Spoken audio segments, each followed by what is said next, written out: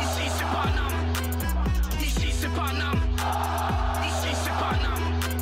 J'ai la tronche du parigot, le cœur qui palpite. On chante, on crie, Paris est magique. Le rouge, le bleu, fier de nos couleurs. Le parc en feu, ressens-tu la ferveur?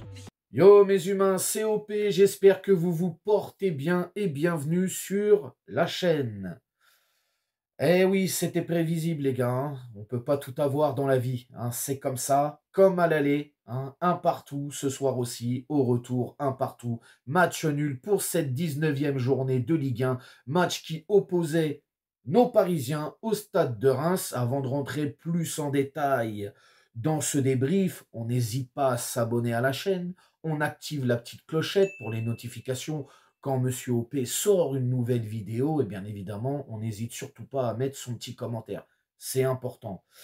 Donc voilà, match nul ce soir, hein. Bon, on va bien évidemment surtout parler de notre nouveau joueur, Kvaratskhelia, qui a été présenté ce soir au Parc des Princes. Une présentation standard, normale, mais une grosse ovation du Parc des Princes pour le nouveau numéro 7.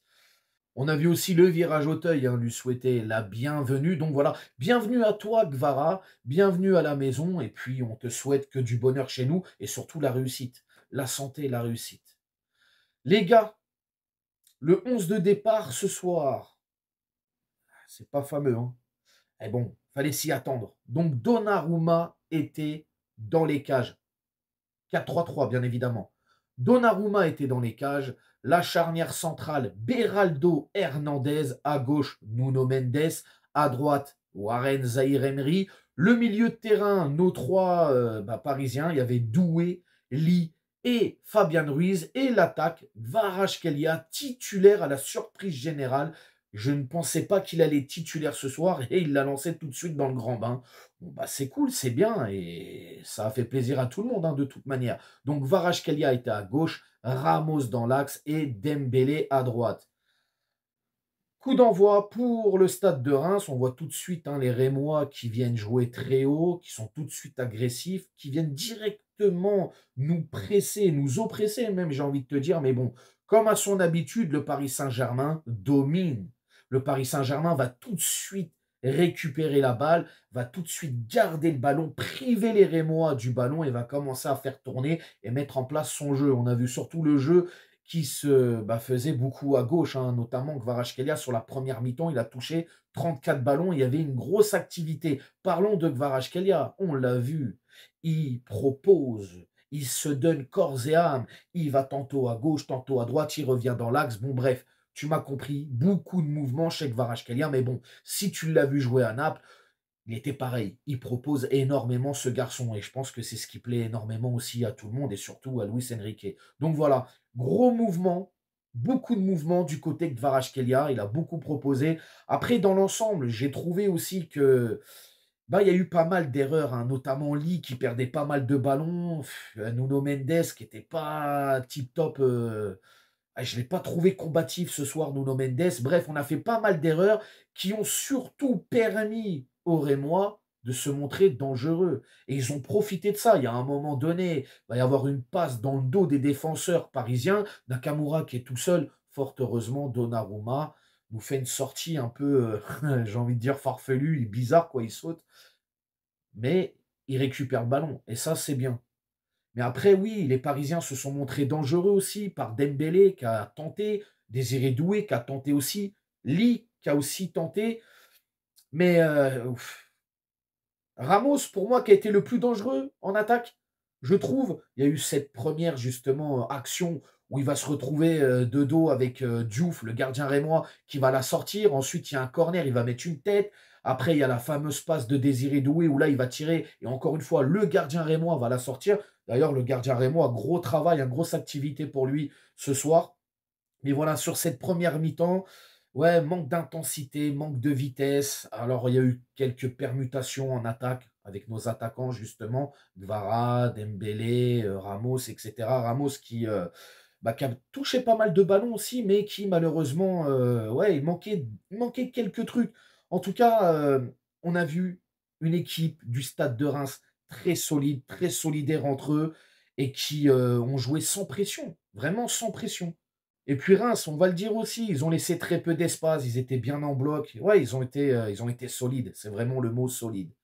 Deuxième mi-temps, coup d'envoi pour le PSG et là, d'entrée de jeu à la 49e minute, Paris va ouvrir le score 1-0 pour les Parisiens sur un but de Dembélé. Quand même, la balle est légèrement touchée par un Rémois, mais en tout cas, le but est accordé pour Dembélé. C'est une belle action, hein, Désiré Doué qui va donner... Oui, c'est Désiré Doué qui la donne à Kvaratskhelia. Kvaratskhelia qui fait une belle incursion dans la surface. Et là, beaucoup d'altruisme, il la passe à Dembélé. Et derrière, il y a but 1-0 pour le Paris Saint-Germain. Mais les Rémois n'ont pas baissé les bras. Les Rémois nous ont regardé droit dans les yeux et ont continué à attaquer, ont continué à se montrer dangereux.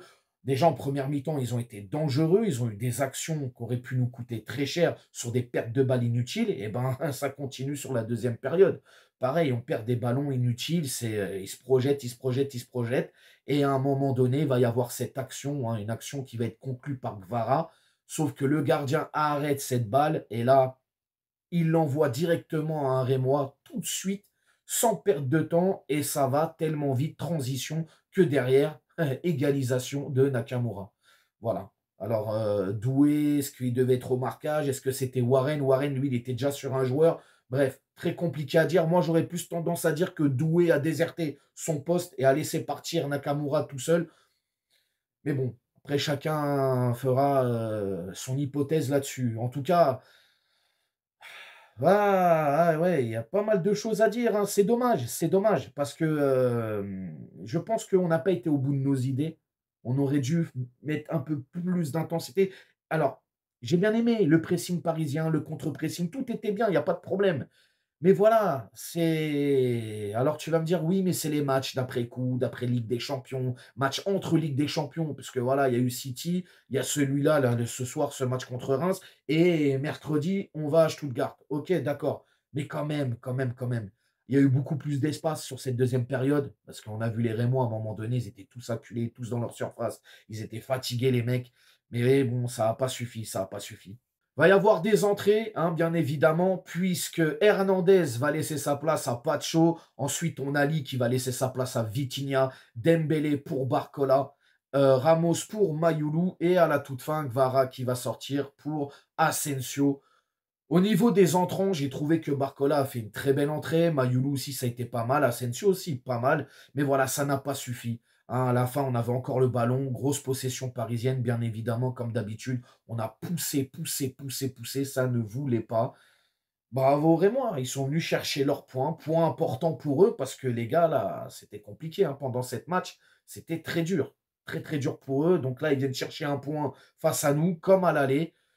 Ah, c'est dommage, dommage. Je pense qu'il y avait vraiment de la place. Alors, la première de Gvara, qu'est-ce qu'on peut dire? Bah, c'est ouais, c'est pas mal, c'est pas mal. Après, c'est sa première, hein, il faut pas non plus être trop critique parce qu'il y en a, c'est des oufs. Ils vont comment: «Ouais, c'est pas top». Bah, ouais, c'est pas top, il vient d'arriver, il connaît pas encore bien ses coéquipiers. Tranquille. En tout cas, moi, j'ai bien aimé ce qu'il a proposé, les mouvements dans les espaces, comment il appelait les ballons. Il a fait quelques appels parfois où les ballons venaient pas, il était agacé, il l'a fait savoir, hein, à un moment donné, il a gueulé. Je crois que c'est Lee d'ailleurs, tu vois? Kangin Lee, encore lui. Donc voilà, dans l'ensemble, les gars, bon, bah, match nul, hein. En tout cas, on est toujours invaincus sur le plan national, en championnat. Bon, voilà, c'est comme ça, hein, il faut faire avec. Maintenant, place à la Ligue des Champions. Mercredi, direction l'Allemagne pour affronter Stuttgart. Et on va aller chercher la qualification là-bas, bien évidemment. Les tops et les flops, les gars. Alors, au niveau des tops et des flops, dans mes tops, j'ai mis Dembélé. Parce que Dembélé, pour moi, ça a été l'un des grands artisans et c'est lui qui ouvre le but. Et d'ailleurs, il a énormément proposé. Il s'est montré très dangereux. Donc, beaucoup d'activités pour Dembélé. Forcément, il est dans les tops. Désiré Doué aussi, j'ai beaucoup aimé ce qu'il a proposé au milieu de terrain et aussi justement lorsqu'il venait un peu aider l'attaquant, il ramenait un peu du surnombre dans la surface et tout. Donc j'ai beaucoup aimé ça. Et j'ai mis Barcola parce qu'il a fait une très bonne entrée, il a dynamité l'attaque, il a ramené beaucoup de vitesse, beaucoup de vivacité. Donc voilà, il s'est montré aussi dangereux. Au niveau des tops, les gars, bah, j'ai mis Hernandez. J'ai pas trop aimé sa manière de défendre ce soir. Pas dedans du tout. J'ai mis Mendes aussi. Trop de lacunes ce soir, trop d'erreurs.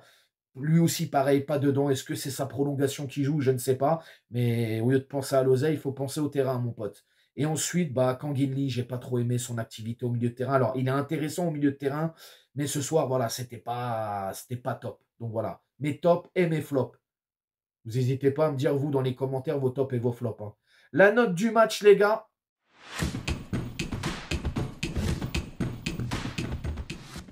Un 6 sur 10. Voilà, un petit 6 sur 10, tranquillou. Je ne pouvais pas mettre plus. Je ne me suis pas régalé non plus. Ah, c'est dommage, dommage. Mais bon, c'est comme ça, il faut l'accepter, les gars. Un match nul, ça fait partie du football. Vous allez me dire dans les commentaires comment vous avez trouvé ce match. Bien, pas bien, on aurait pu mieux faire. Vous me dites tout dans les commentaires. N'hésitez pas à vous abonner, partager, liker. Et nous, on s'attrape bien évidemment pour l'avant-match contre Stuttgart ou peut-être avant pour une vidéo actualité, mercato, je ne sais pas. Bon week-end à toutes et à tous. Prenez soin de vous et je vous dis à très très vite. Ciao, ciao. Nique sa mère, les footix, c'est l'UTES que j'incarne. Paris Capital et la Liga capitule. On voit toute ton équipe face à Navas, c'est ridicule. Je suis dans une école 80.